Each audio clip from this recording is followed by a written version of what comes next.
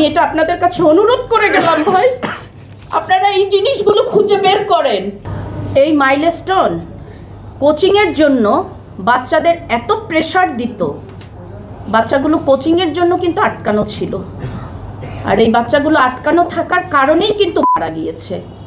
এখন আমরা যখন তাদেরকে বলি যে আপনারা কেন কিছু বলেন না, তারা প্রশ্নটা ডিভাইড অন্যদিকে করে যে এখানে আপনারা আমাদেরকে কেন প্রশ্ন করেন, প্লেন পড়েছে আপনারা অন্য কাউকে প্রশ্ন করেন না, আমাদেরকে প্রশ্ন করেন। আমরা তো তাদেরকে প্রশ্ন করবই ভাই, কারণ তাদের অনেক গাফুলতি আছে, তাদের অনেক দুর্নীতি আছে। একটা শিক্ষা প্রতিষ্ঠানে 100 জন 100% কি কোনো দিন পাশ করতে পারে? তাহলে তার প্রতিষ্ঠানে এত ভালো রেজাল্ট কিভাবে হয়? তার যে একটা মাইলস্টোনের যদি 100 জন পরীক্ষার মধ্যে 80 জন ভালো করে, সে 80 জনকে তার স্কুল থেকে পরীক্ষা দেওয়ায়। তার আরেকটা বেনামি প্রতিষ্ঠান আছে, আপনারা কি জানেন সেটার নাম? তার আরেকটা যে স্কুল আছে সেটার নাম হচ্ছে মেগা সিটি। সে অন্য 20টা বাচ্চা ওই মেগা সিটিতে পাঠিয়ে দেয়, বড় অঙ্কের টাকা নিয়ে পরীক্ষা দেওয়ায়। সে তো দুর্নীতির আর কোনো কিছু ছাড়ে না, যত প্রকার দুর্নীতি তার মধ্যে।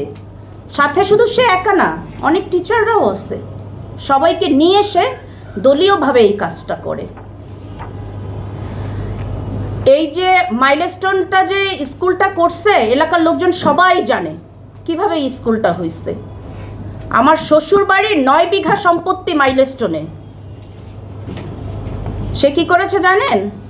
সে কিছু জায়গা কিনে নিছে, কিছু জায়গা সরকারি দলীয়করণ করে সে নিজে নিয়ে নিছে, কিছু খাসের জমি আছে সে লিজও নিছে। কিন্তু ভাই আমার প্রশ্ন কি জানেন, সে বলে যে এটা নাকি একটা অলাভজনক প্রতিষ্ঠান। তাহলে এটা যদি অলাভজনক প্রতিষ্ঠান হয়, তার তো এরকম আরও অনেক জায়গা আছে। তার পুবাইলে 150 বিঘার উপর সম্পত্তি আছে। তার মাইলস্টোনের ছাড়াও 16 নম্বর সেক্টরে তার জমি আছে। এছাড়াও তার অনেক বেনামি জায়গা জমি আছে। এখন আমার প্রশ্ন আপনাদের কাছে, আপনারা এটা খুঁজে বের করেন। আমি এটা আপনাদের কাছে অনুরোধ করে গেলাম ভাই, আপনারা এই জিনিসগুলো খুঁজে বের করেন। তার এই টাকার উৎস কোথা দিয়ে আসে? এটা তো তার বাপদাদার সম্পত্তি না, সম্পত্তি এটা তার পৈতৃক সম্পত্তি না। তাহলে এই সম্পত্তি কোথা থেকে আসলো? এই টাকার উৎস কি? তার না এটা অলাভজনক প্রতিষ্ঠান। সে কথায় কথায় বলে, মিডিয়াকে বলে এটা আমার অলাভজনক প্রতিষ্ঠান। তাহলে আপনারা একটু খুঁজে বের করেন।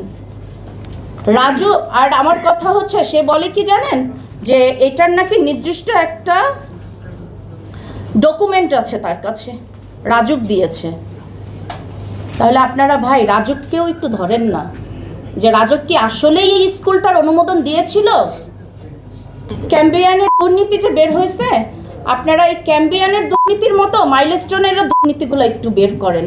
মাইলস্টোনের বড় বড় রাঘব বোয়াল আছে, সেই রাঘব বোয়ালগুলোরে একটু খুঁজে বের করেন।